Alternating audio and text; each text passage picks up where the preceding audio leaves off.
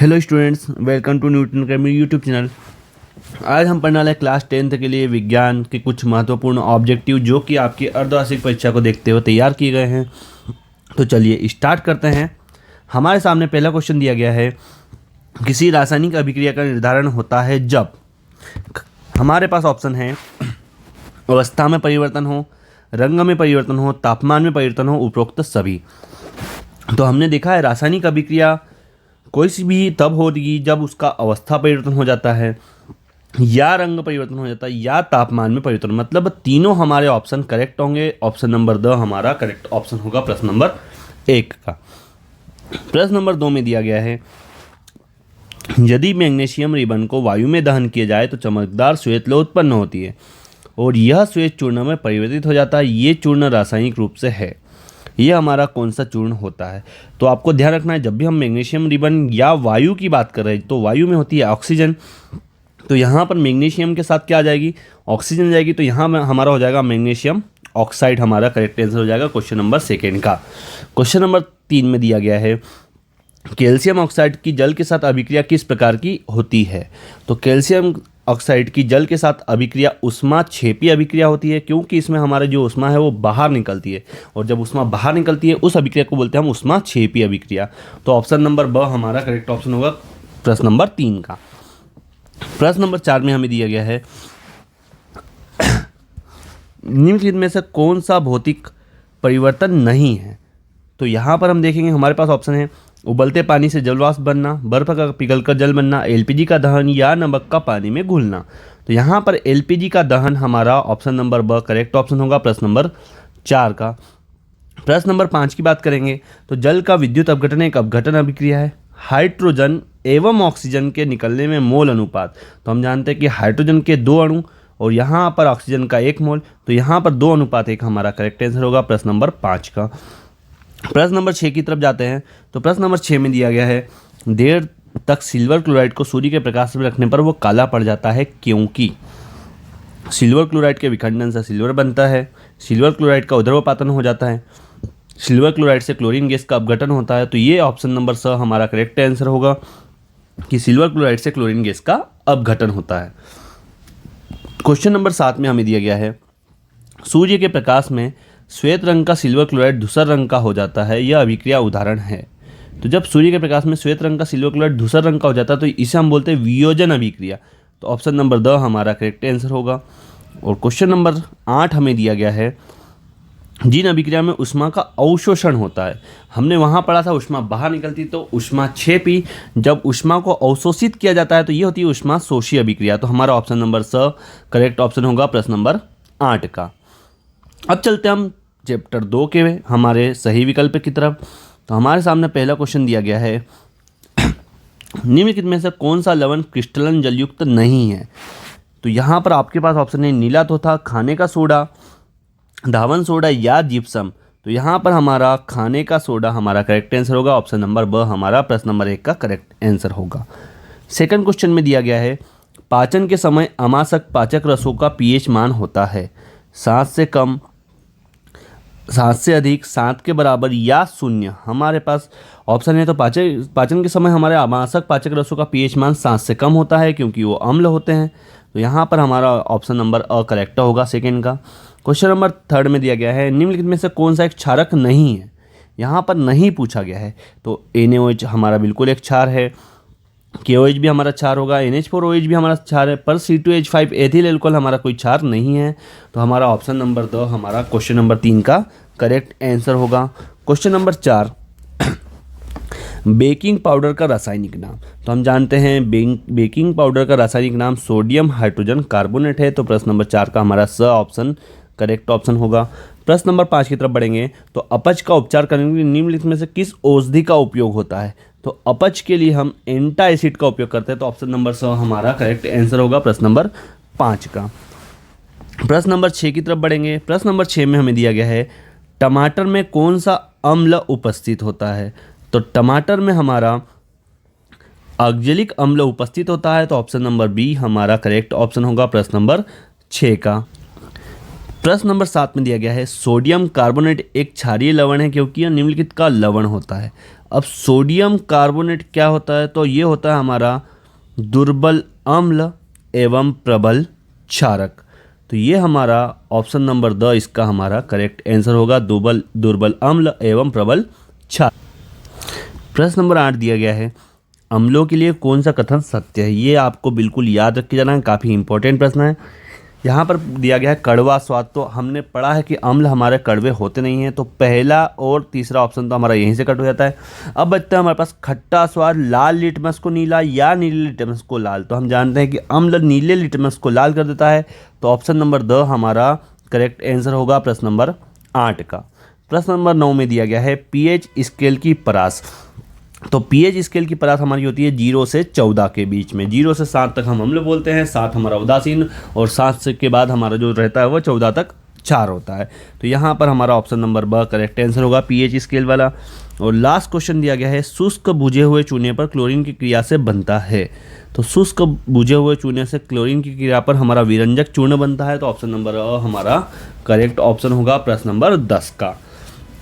तो ये थे हमारे प्रश्न पार्ट नंबर 2 के ऑब्जेक्टिव। अब हम चलते हैं हमारे सही जोड़ी की तरफ।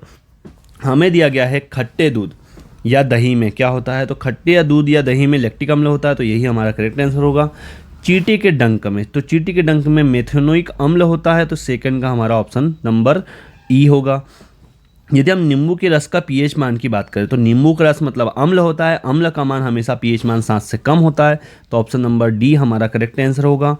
सोडियम हाइड्रोक्साइड विलयन का पीएच मान, यहाँ पर सोडियम हाइड्रोक्साइड की बात कर रहे हैं, ये हमारा क्षार है, और क्षार का हमेशा पीएच मान, या तो हम बात करें विलयन का पीएच मान, तो ये 7 से अधिक होगा, तो ये हमारा ऑप्शन नंबर 4 का करेक्ट आंसर होगा।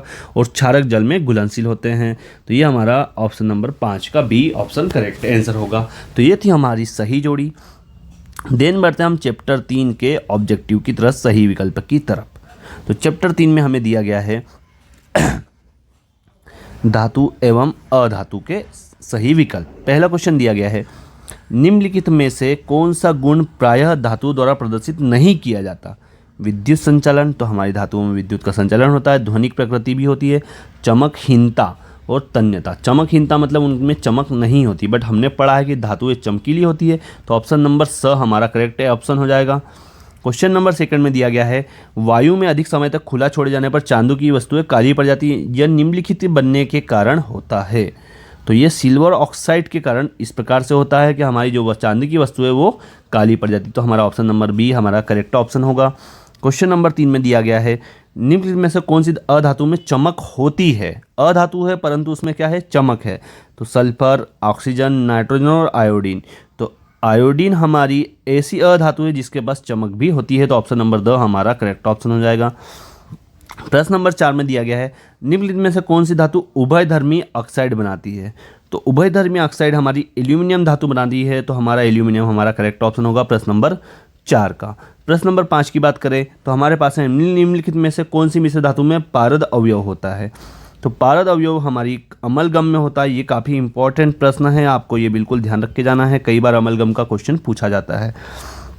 प्रश्न नंबर 6 में दिया गया है, निम्नलिखित में से कौन सी धातु द्रव होती है। तो हम जानते हैं कि हमारा जो ब्रोमीन होता है वो द्रव होता है, तो ऑप्शन नंबर स हमारा करेक्ट ऑप्शन होगा। और प्रश्न नंबर 7 हमारा चैप्टर 3 का लास्ट क्वेश्चन, इसमें हमारे से पूछा गया है, जब जल धातु के साथ क्रिया करता है तो कौन सी गैस उत्सर्जित होती है।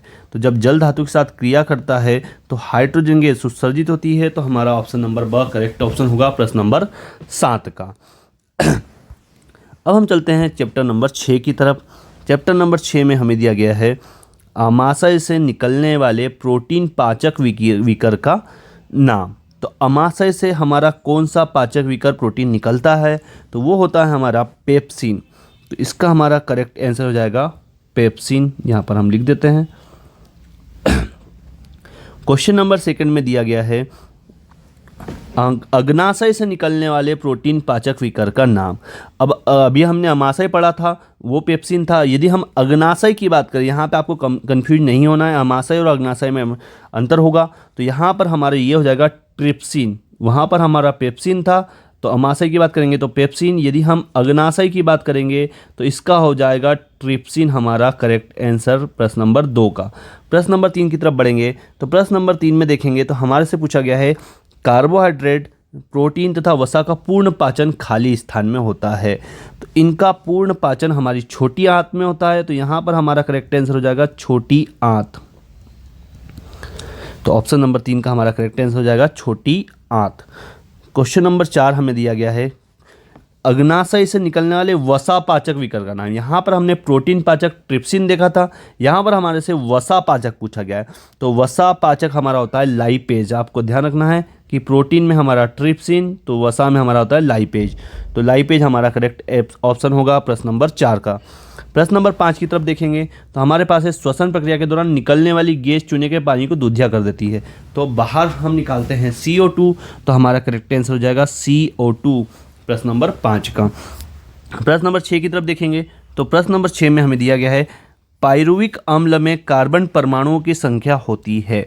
तो पायरुविक अम्ल में कार्बन परमाणु 3 होती है, यहाँ पे हमारा आंसर हो जाएगा 3। प्रश्न नंबर 7 देखेंगे तो कोशिकीय प्रक्रमों में ऊर्जा मुद्रा खाली स्थान होती है। तो ऊर्जा मुद्रा ATP होती है।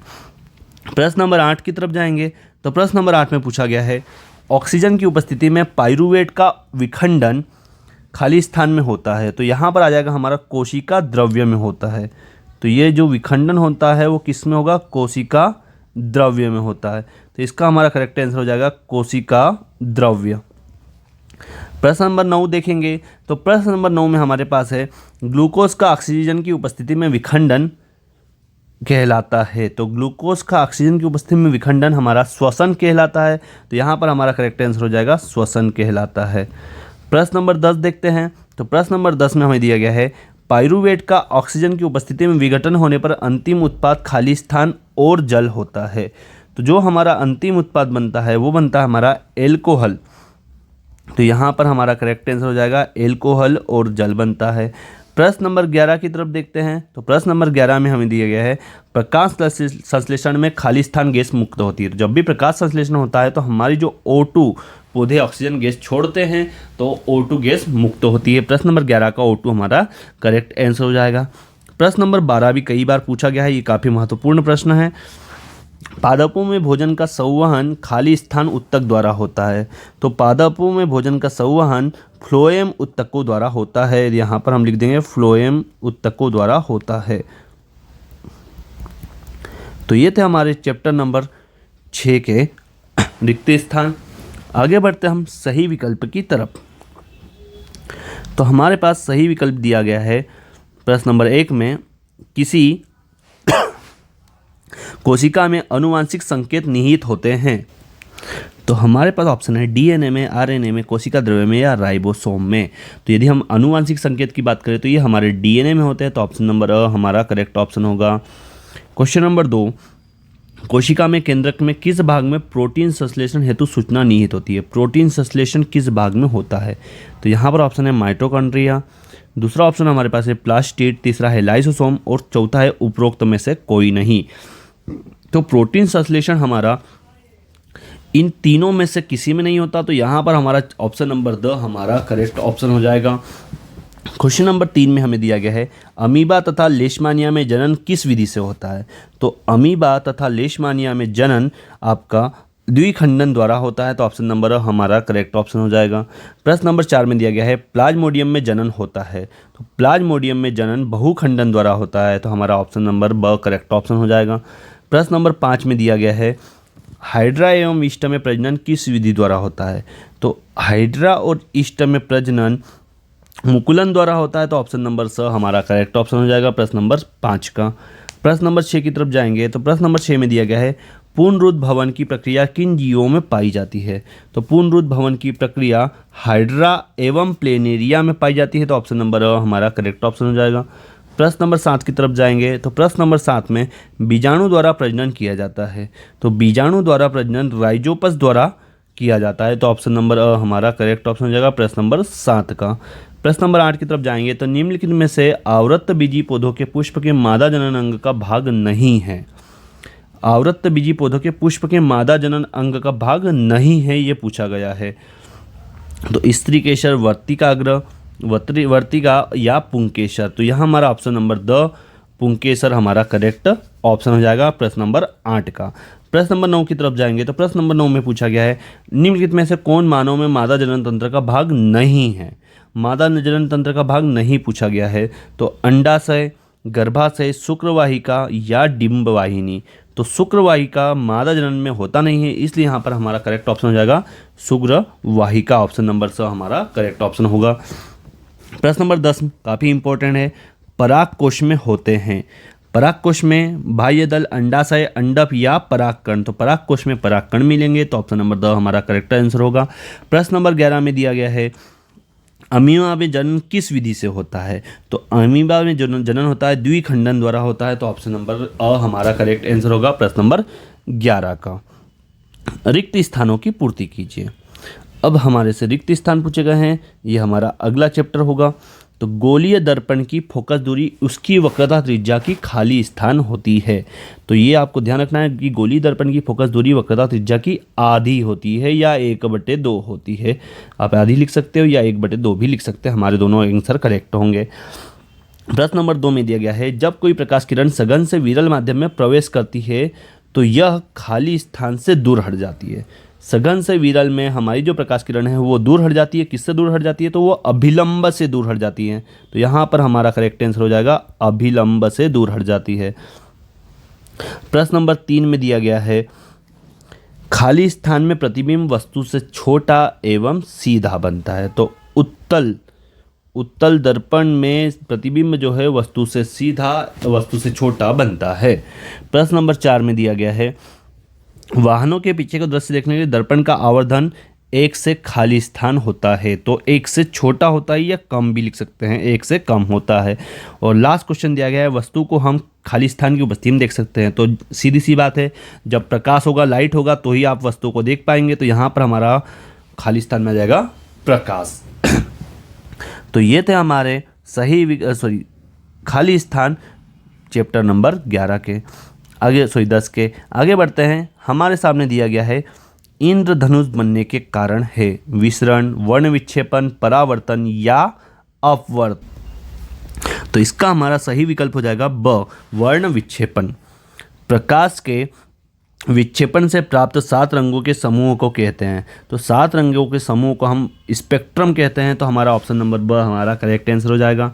प्रश्न नंबर 3 में दिया गया है आकाश के नीले रंग का कारण है। अब आकाश हमें नीला रंग क्यों दिखाई देता है? तो प्रकाश के प्रकीर्णन के कारण हमें आकाश नीले रंग का दिखाई देता है।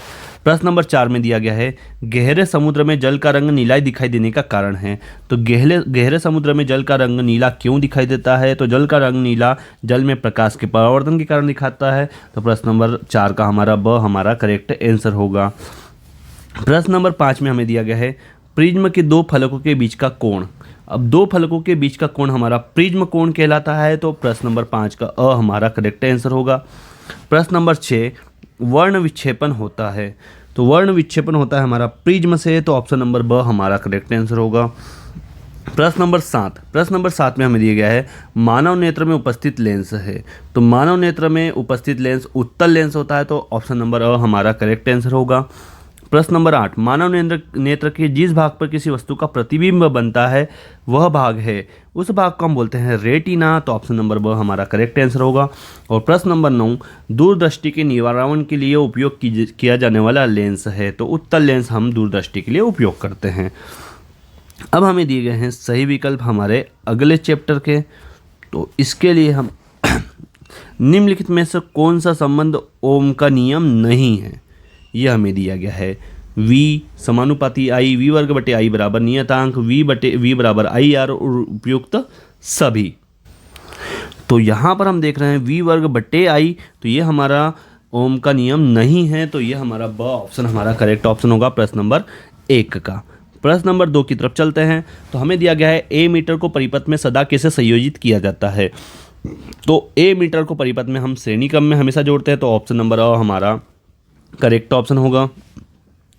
प्रश्न नंबर 3 में प्रतिरोध का मात्रक, तो हम जानते हैं प्रतिरोध का मात्रक ओम होता है, तो ऑप्शन नंबर हमारा करेक्ट ऑप्शन होगा।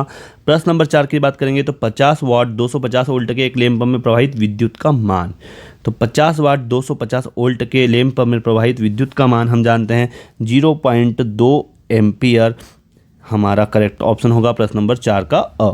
प्रश्न नंबर 5 की बात करें तो यदि विभवांतर को वोल्ट में तथा धारा को एम्पियर में मापे तो शक्ति का मात्रक होगा, तो शक्ति का मात्रक हमारा volt ampere, volt ampere VI, तो ये हमारा ऑप्शन नंबर ब करेक्ट ऑप्शन होगा।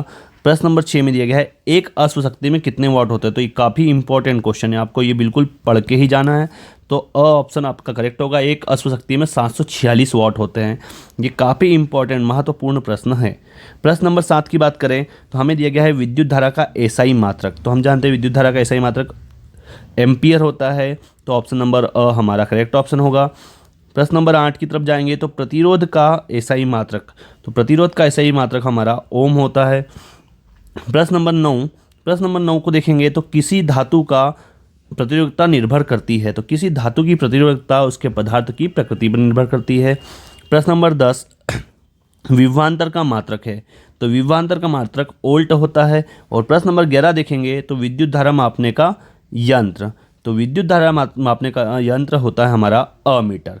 तो ये थे हमारे आपके विज्ञान से रिलेटेड सारे चैप्टर के महत्वपूर्ण सही विकल्प और रिक्त स्थान यहाँ पर हमने कवर किए हैं। आई होप आपको ये पसंद आए होंगे और इसमें से कई क्वेश्चंस आपको एग्जाम में देखने को मिल सकते हैं, तो बिल्कुल आपको वीडियो को अंत तक देखना है और ये सारी चीज़ें एक बार ज़रूर पढ़ के जाना है, क्योंकि इसमें आपके कई नंबर बन सकते हैं और भी ऐसे आपके पेपर आते रहेंगे। तो जुड़े रहें हमारे चैनल के साथ, लाइक शेयर एंड सब्सक्राइब करना ना भूलें। Thank you so much.